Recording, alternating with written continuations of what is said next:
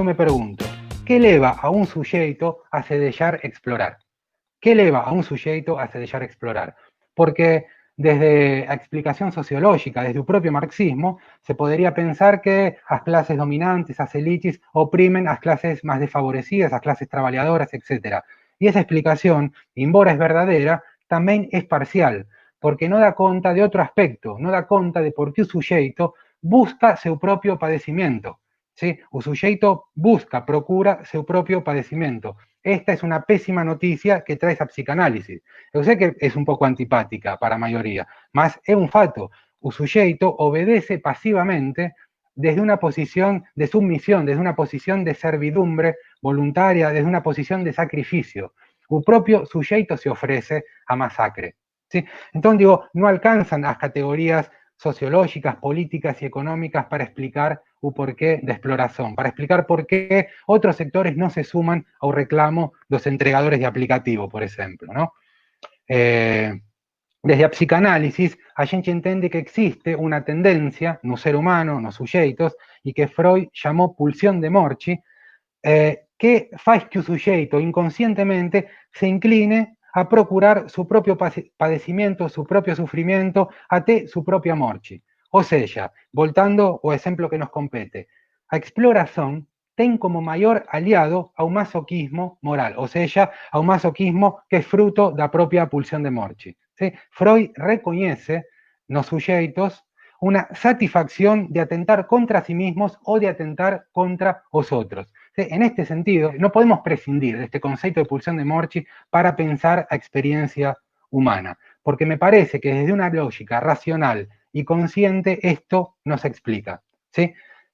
Mas por otro lado, también tenemos a propia subjetividad neoliberal. ¿Sí? Voy a explicar eso más para frente un poquito más. Justamente por esa subjetividad y por esa forma de pensar es que se fue produciendo ese efecto de despolitización que yo comenté unos minutos atrás. O sea, se fue generando ese descrédito pela política, más también pelo público, pelo colectivo, pelo Estado, etc. Porque lo que predomina es un discurso meritocrático, que también voy a explicar de aquí a poquito. Más me parece importante en este punto hacer un comentario, ya que estamos en un ambiente sindical, me parece que toda esta lógica da subjetividad neoliberal foi o que acabó desmoralizando también os sindicatos. ¿Sí? O sea, independientemente que un sindicato particular possa funcionar bien o possa funcionar mal, me parece que os sindicatos hoy no consiguen ser representativos, perdieron a representación robusta que tenían décadas anteriores por una cuestión estructural, la propia subjetividad neoliberal. De ello eso enunciado después a gente puede retomar la discusión. ¿Sí? Entonces, tal vez para poder entender justamente esta subjetividad neoliberal, puedo comentar un poquito cómo opera entonces un neoliberalismo. Porque opera en dos planos diferentes. Por un lado, un más evidente, o que las personas más conocen, que es su plano económico, a macroeconomía, apropiándose de la microeconomía, monopolios, todo eso. Más por otro lado, opera en un plano subjetivo, se apropia da vida das persoas, criando una nueva forma de subjetividad. Eso que quería decir. Acaba colonizando a subjetividad.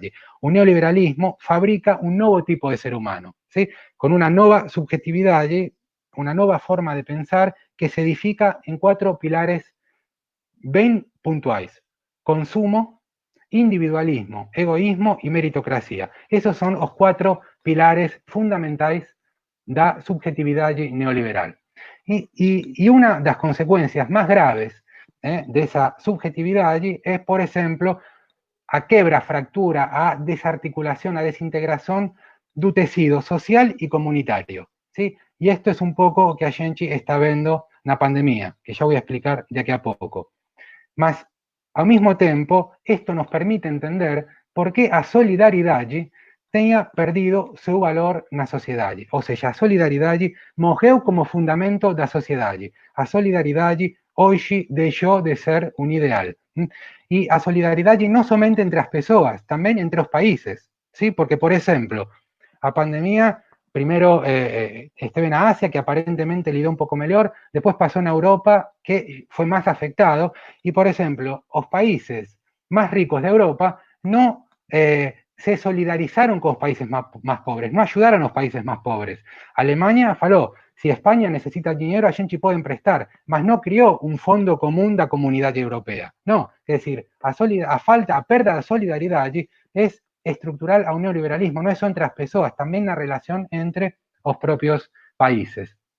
Y a falta de solidaridad allí también nos lleva a otro elemento bien evidente de un neoliberalismo, que es el aumento de desigualdad, es decir, a concentración de riqueza en pocas manos, ¿sí? Y a creciente pobreza, asustadoramente, es decir, un 1% de la población concentra más dinero que un 99% restante, a concentración, acumulación, es impresionante. Y esto también se ve en la pandemia, porque ¿quién va a pagar las consecuencias de todo esto? Los países más pobres, y dentro de los países, las personas más pobres también, ¿no? Entonces, quiere decir, falta de solidaridad allí, desigualdad allí, y, lógicamente, eso lleva a naturalizar a injusticia social, ¿sí?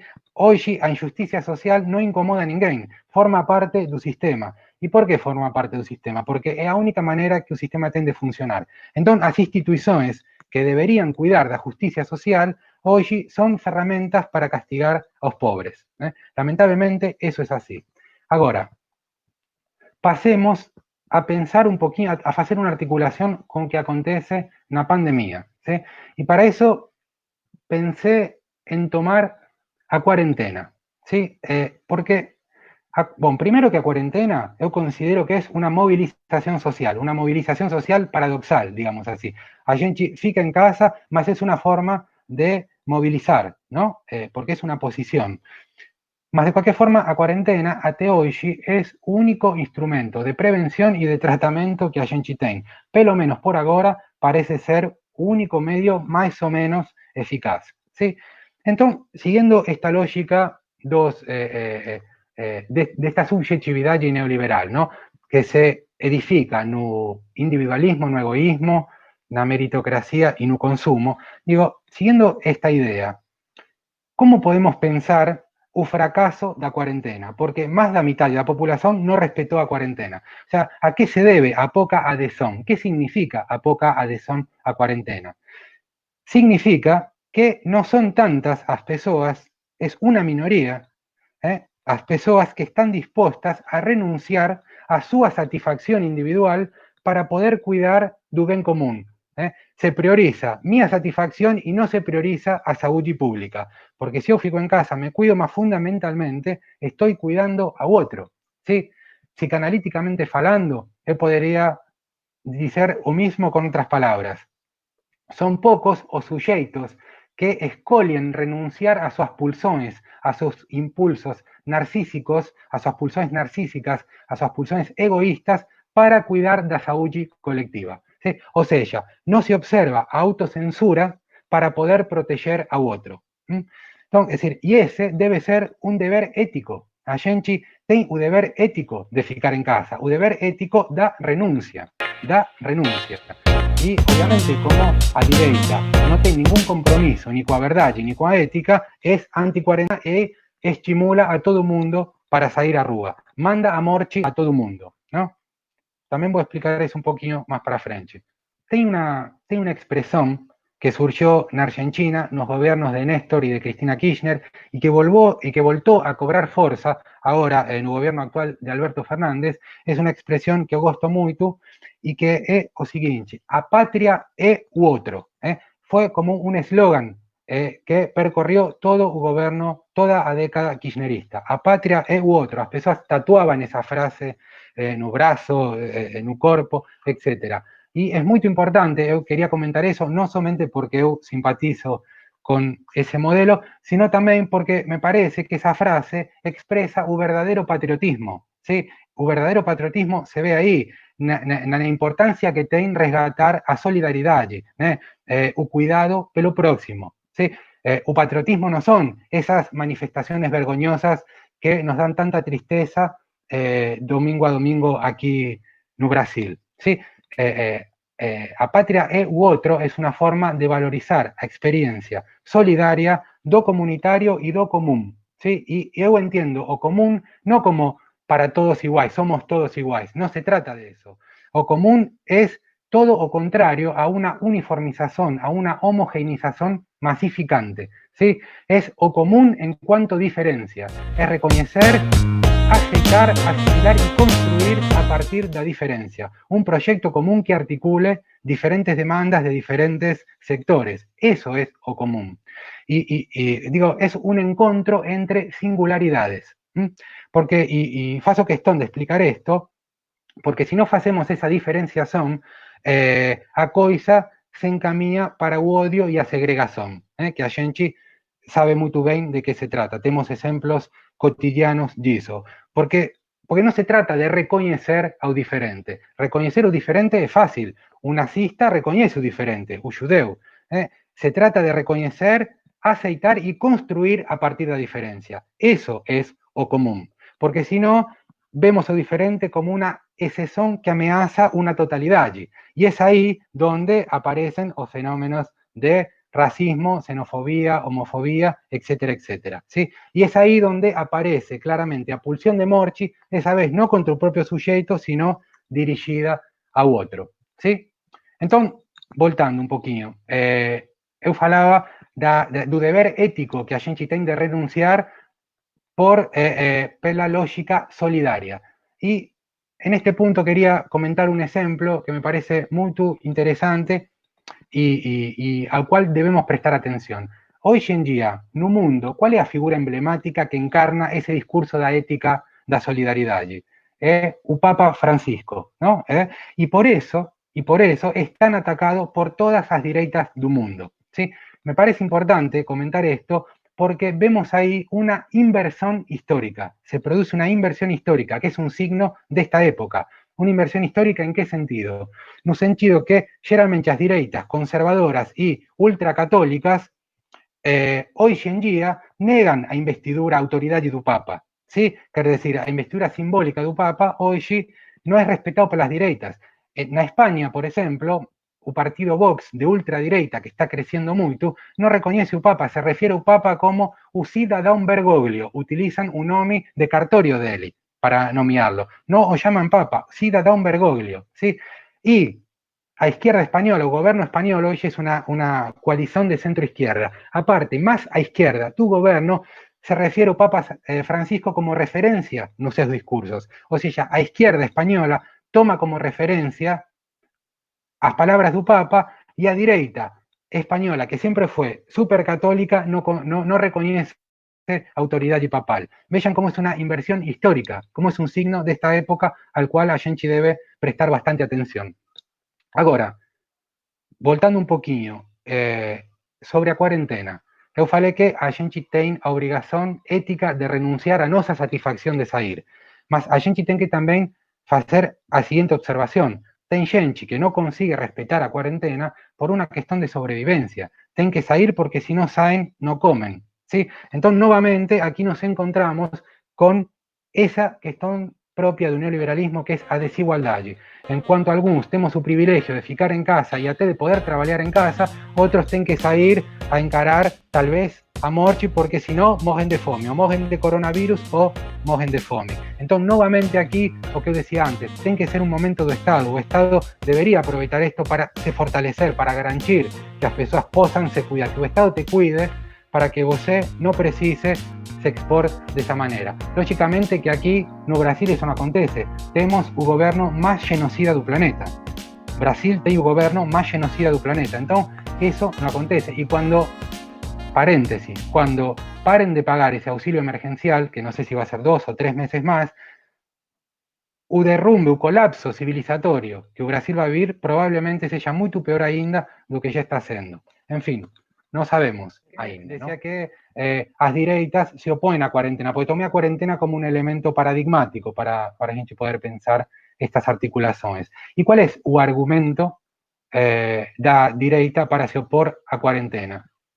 Apropiación que eles hacen da palabra liberdade. ¿sí? Quiere decir, eles hacen alarde de la libertad, yo tengo derecho a salir, ninguém puede prohibir mi circulación y todo ese tipo de cosas. Más de esa manera, ellos homenajean, ellos hacen culto a pulsión de morchi. Quiere decir, porque evidentemente a maior parte das persoas que van morrer non son eles, son os máis pobres, non? Quer decir, son máis pobres que van trabalhar para xerar riqueza para que eles consigan usufruir, ¿no? Y utilizan a palabra comunismo, ¿no? Es decir, como un significante, como una palabra que es utilizada como sinónimo de caos o de tiranía, y frente a cualquier movimiento que os estados facen para cuidar da populación do tecido social, esa ven acusación de comunismo como si se trataría de un control autoritario y no de un cuidado coa populación, ¿no?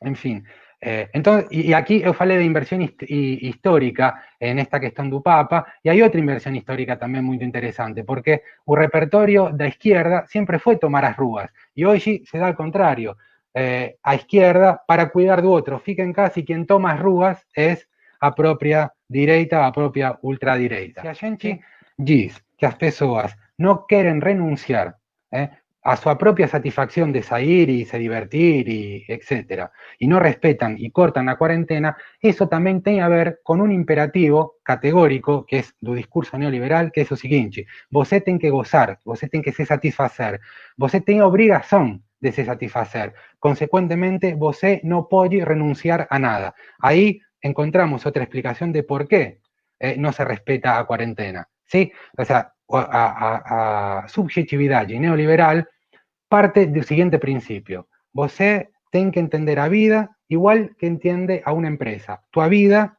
es igual a una empresa, tem que ser avaliada y julgada pelos rendimentos, ¿sí? Es como un paradigma empresarial da propia existencia, ¿sí?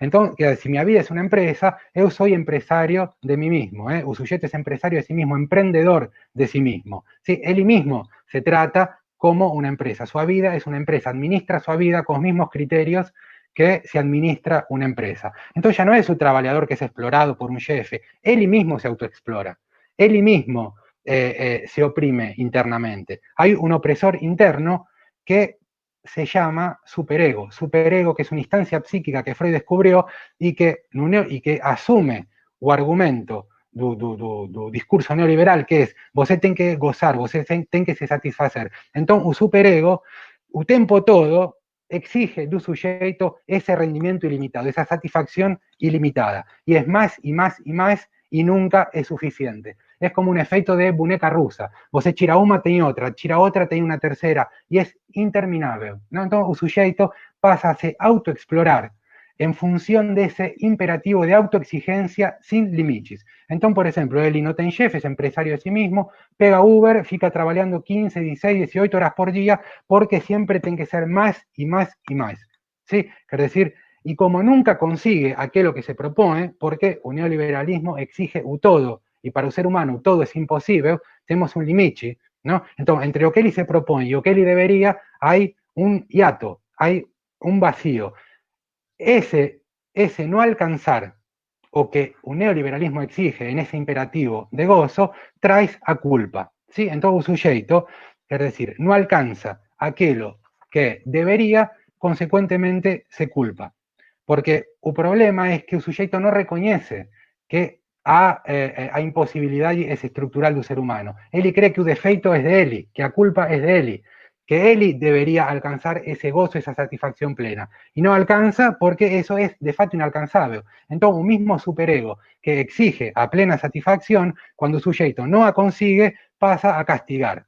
Como conciencia moral, castiga al sujeto. Fala: olha, você es un inútil, você es un fracasado, você no está a altura. Una voz tiránica que destruye al sujeto. Entonces, en este sentido, se crea un circuito ilimitado donde el sujeto va se consumiendo y se destruyendo. Es un círculo mortífero, ¿sí? Porque no es suficiente alcanzar algún placer.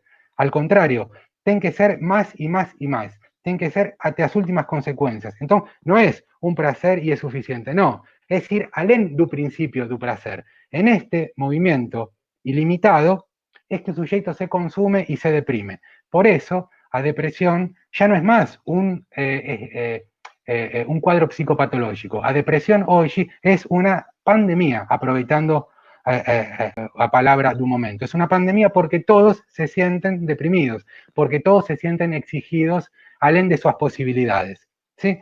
Entonces, en ese sentido, un neoliberalismo es un dispositivo da pulsión de morchi que se consuma como depresión. Y es ese un malestar da civilización actual. Es un pouco que comenté na palestra do ano pasado. ¿Sí? Un neoliberalismo exige ser feliz gozando y consumindo.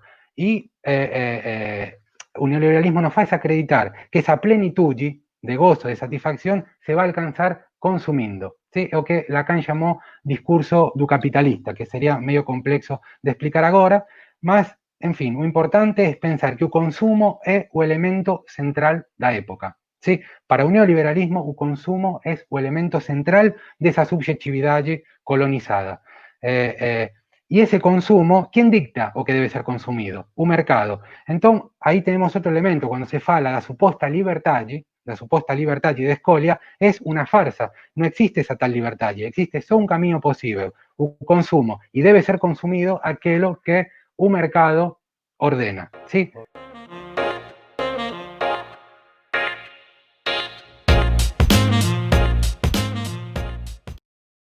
Creo que no se visualiza hasta ahora una ruptura de esa subjetividad, porque un neoliberalismo, insisto en esto, no es fundamentalmente un proyecto económico, es fundamentalmente un proyecto subjetivo. Margaret Thatcher, cuando se refería a un neoliberalismo, ella decía, la economía es un método, o objetivo es a alma, o sea, apunta a alma do sujeto, forma un sujeto, una forma de pensar que fue complicando mucho a posibilidad de pensar en otro modelo.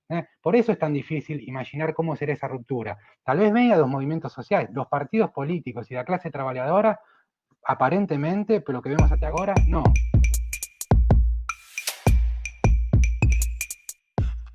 Yo creo que sí, o feminismo, porque sería muy complexo explicar ahora, más porque es una lógica también de no todo. O feminismo es una alternativa que no es totalizante, que no es, digamos así, totalitaria, ¿no? Porque me parece que ese sería un nuevo proyecto de izquierda, ya que un modelo soviético, que por lo menos la forma en que fue implementado, es decir, no funcionó porque se tornó totalitario, me parece que a forma de evitar eso, o tal vez, como falei antes, da construcción do común venga pela vía de uno todo, que sería representado pelo movimiento do feminismo. Sería un poco más complejo explicar eso desde la psicanálisis y tal, mas me parece que va por ese lado.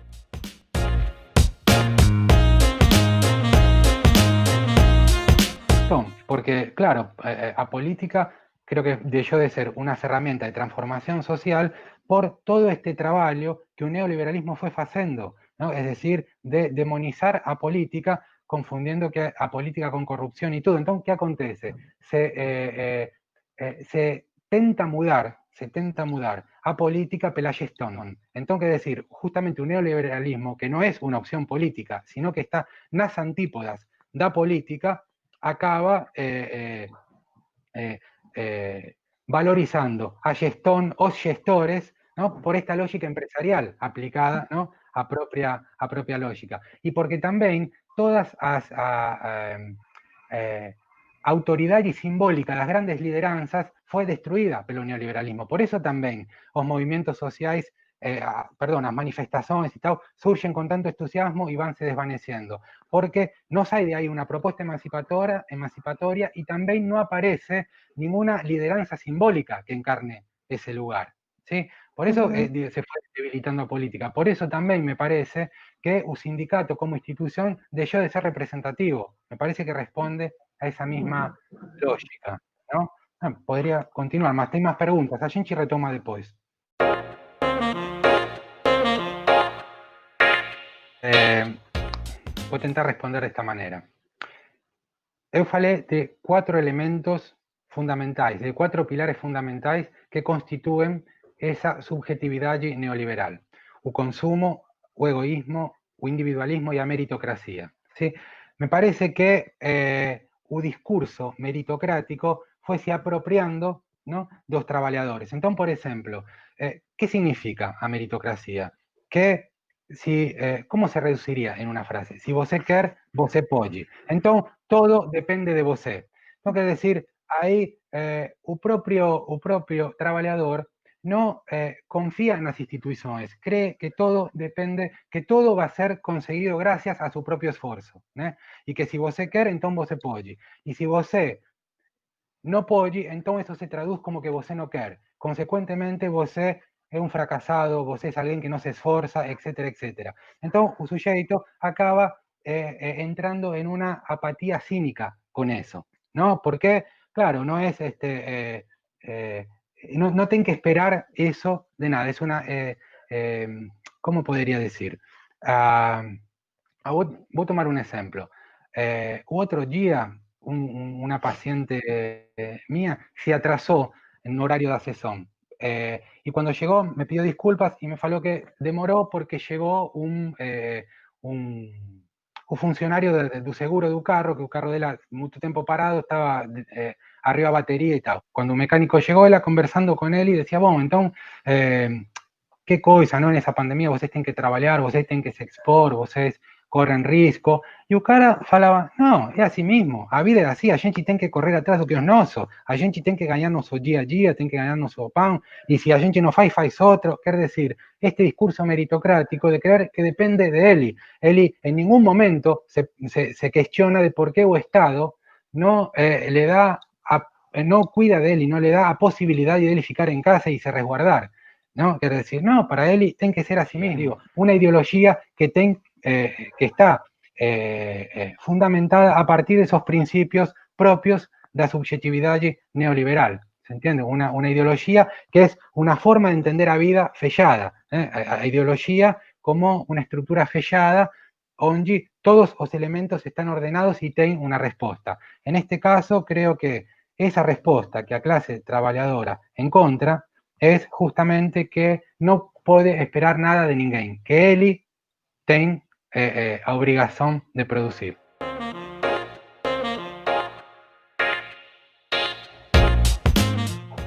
Cuando eu coloqué ese concepto de servidumbre voluntaria, quis enfatizar que se trata más de una tendencia de un sujeto que se relaciona con a pulsión de morte, con ese movimiento que el sujeto faz de atentar contra sí mismo. ¿Sí? A servidumbre voluntaria, desde el punto de vista que eu entendo, es un sujeto procurar aquello que le faz mal. ¿Sí? En ese sentido, eu falaba de submisión, ¿no? Hay una satisfacción en esa posición de servidumbre, eso que me refiero. Está a otra forma de pensar a situación más sociológica, más marxista, que es, me parece que va en un sentido de la pregunta, que, bueno, hay un poder que oprime, etcétera, etcétera. Sí, más no es suficiente, me parece, para poder entender ese movimiento. Eu tomé o ejemplo dos trabajadores y hice ese contraste con los entregadores de aplicativo. Parece que ellos consiguieron salir de ese lugar, tomando por lo menos ese ejemplo, ellos consiguieron salir de ese lugar de servidumbre, ¿no? Reivindicando sus derechos.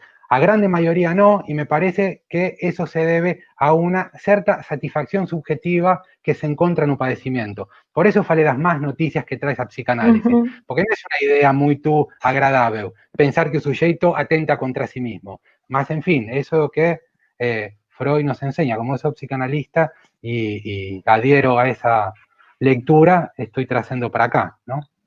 Entonces, a servidumbre voluntaria eu mais a coloco no tanto como una opresión externa, sino como un propio movimiento autodestructivo del sujeto.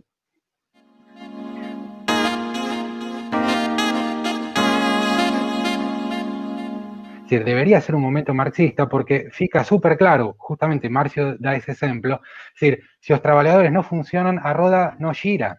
Es decir, no son los ejecutivos de las empresas o que hacen a roda girar, son los trabajadores. Entonces, ¿por qué los trabajadores no, digamos, se posicionan y hacen valer la importancia que tienen en todo ese proceso? Es justamente eso, ¿no? A pandemia, claro que voy a mostrar eso, sin duda, sin duda. El bolsonarismo, por tomar un ejemplo, el bolsonarismo es mucho mayor que Bolsonaro, ¿no? Quiero decir, porque también hay otra cosa, un neoliberalismo que de facto colapsó, fracasó y se enveredó para un neofascismo, ¿no? Esa extrema derecha marca también un fracaso de un neoliberalismo tradicional y acentuación para un neofascismo.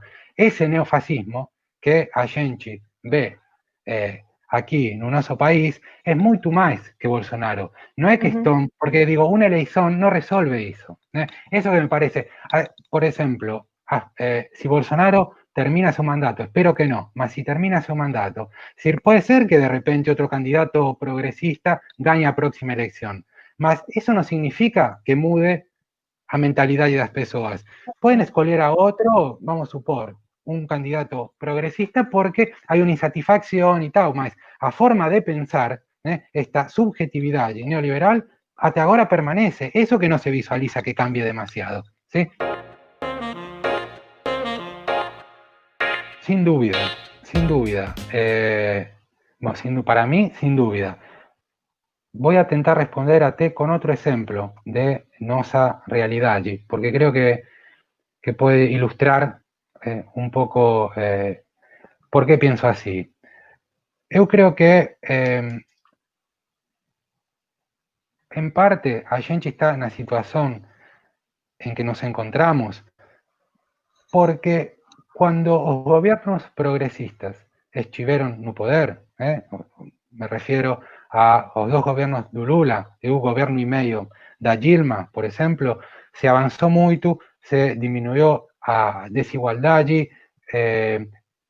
tiraron millones de personas da pobreza, da miseria, y eso es muy valioso. Mas eu acho que se falló considerablemente na questão da formação de cidadania. Aqui entro no que a Lumena diz de educação. Não? Eu creo que se incorporaron un monte de pessoas excluídas ao circuito do consumo, mas no se priorizó a formación de ciudadanía.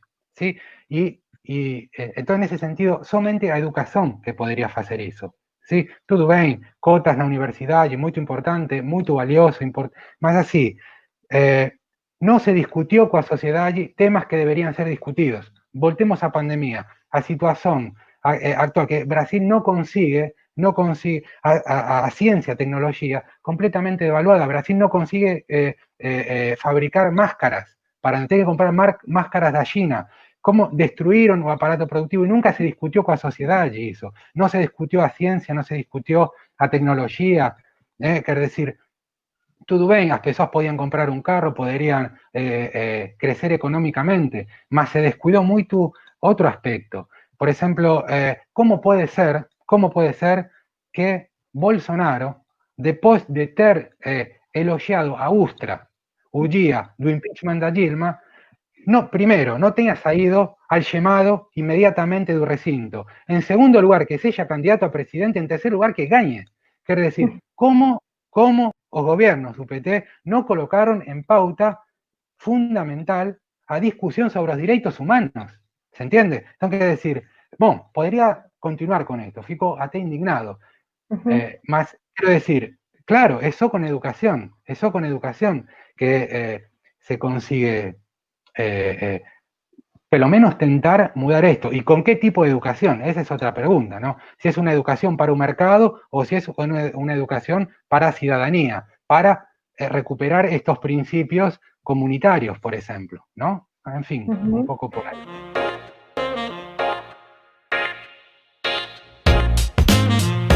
Creo que a educación en primer lugar, ¿no?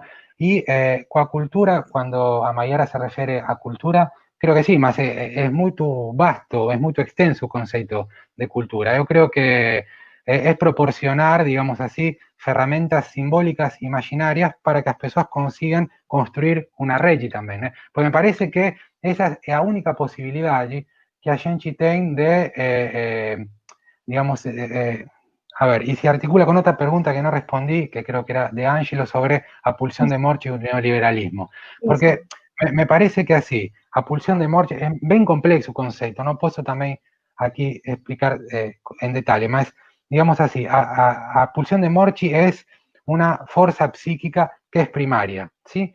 Entonces, quiere decir, na medida que você no ofrece elementos de la cultura, elementos simbólicos, imaginarios, para poder construir algo con esa energía pulsional, ella se volta para otros caminos, o sea, ella se torna pulsión de morchi pura, sin una articulación con deseo. En lugar de ser una fuerza impulsionadora do deseo, da creatividad, pasa a ser una fuerza mortífera. Es ahí donde fallan esas herramientas simbólicas, donde aparecen las drogas, donde aparecen las armas, donde aparece toda esa violencia, a carencia de herramientas simbólicas. A miseria, digamos, ven por otro lado, ven por este exceso de pulsión de morchi sin herramientas culturales, sin herramientas simbólicas para poder dar otro sentido a eso. No sé si me faço. O elemento central da subjetividade é o consumo. Então, quer dizer, o neoliberalismo fez possível que a pobreza seja consumidora, ¿no? Eso que mudó, ¿no? Entonces es consumidora, mas al mismo tiempo, si vos no ofrece educación, si no ofrece herramientas de la cultura, toda esa energía pulsional se torna destructiva. Eso que intenté más o menos responder. Eu, aproveitando a psicanálisis, puedo te decir que existe ahí una perversión discursiva, ¿no? Porque, digamos así, se defiende un concepto de Estado mínimo, ¿no? Es decir, un neoliberalismo se fundamenta, entre otras cosas, en ese concepto de Estado mínimo. Mas eso es una perversión, porque en verdad es Estado mínimo para você, para mí, para a gente. Ahora, para las grandes empresas, para los grandes capitalistas, o Estado siempre funcionó y continúa funcionando. Quiere decir, o año pasado, el Estado inyectó $1 trillón de reais nos bancos, por ejemplo. Aquel imperio perverso da BAN tiene una dívida billonaria con el Estado. Y podría dar un monte de ejemplos, con BNDES, etcétera, etcétera. Entonces, decir, eso de Estado mínimo es para gente. Para los grandes poderosos, el Estado siempre funcionó, siempre dio crédito, siempre dio empréstimo, nunca cobró después o que emprestó. Inclusive, eles, los grandes poderosos, se apropiaron de las empresas del Estado, por ejemplo. Entonces, decir, eso de Estado mínimo es una perversión, es una mentira, es una hipocresía, ¿no? Otra cosa, além da educación y além das redes y todo más, creo que para poder pensar en un proyecto político emancipador, a gente tiene que comenzar a pensar cómo incluir a religión, en ese proceso. Y otra cosa que puede parecer asustadora, que es cómo incluir también a las Fuerzas Armadas. Lógico, no a las Fuerzas Armadas que a gente tiene ahora, con una policía asesina, con los militares que a gente tiene. Después de una pasaje de esas fuerzas pelos derechos humanos, después de poder introducir todas esas fuerzas pelo respeto a los derechos humanos. Y ahí sí tienen que incorporar, porque si vos no cuenta con esas instituciones, vos no consigue construir nada. Lamentablemente es así. A gente ve eso. ¿Por qué inicialmente no se respetó a cuarentena cuando ainda el gobierno del Estado de San Pablo defendía cuarentena? Era mentira, digamos así, en un sentido de que quería cuidar a la población. Era para que la economía continúe. ¿Más por qué? Mismo cuando defendía cuarentena no se podía llevar adiante esa articulación. Porque evidentemente Doria no contaba con apoyo de la policía. O sea, porque la policía es bolsonarista y la policía no iba a trabajar para que las personas fiquen dentro de casa, no iba a imposibilitar la circulación. Es decir, ese es un ejemplo. El año pasado, Estados Unidos intentó invadir Venezuela. ¿Por qué no consiguió invadir Venezuela? Porque las Fuerzas Armadas están con gobierno. No, que decir, es muy difícil hoy en día pensar en un proyecto emancipador si vos no cuenta con las Fuerzas Armadas, si vos no cuenta con los grupos progresistas religiosos, ¿sí? Porque el judaísmo tiene un grupo progresista, los evangélicos por Estado de Derecho tienen un grupo progresista, los católicos también, las religiones africanas. O sea, si vos no incluye dentro de un proyecto todas esas fuerzas, no se va a construir nada también. Disculpen el pesimismo, mas porque si a gente repite varias fórmulas, vamos a ficar siempre en la misma situación, me parece, ¿no? Disculpen, me excedí un poco, mas creo que son ideas que a gente no puede desconsiderar também, não? Eu queria te agradecer, em nome da Sojubes e do Sintrajus, pela tua presença, mais uma vez, né? Você sempre trazendo reflexões e, claro, que a gente vai ter bastante coisa para discutir, para pensar e para continuar essas conversas que a gente tem feito, mesmo que à distância, né? Estando juntos, mas à distância. com isolamento Não, está social. bem, não quero roubar mais o tempo tão generoso de todo mundo. Eu poderia ficar a noite inteira discutindo porque me apaixona essa discussão e me parece muito importante, mas a gente tem que reconhecer o limite. Eu que agradeço muito, é um prazer para mim sempre estar com vocês e me honram com o convite. Muito obrigado.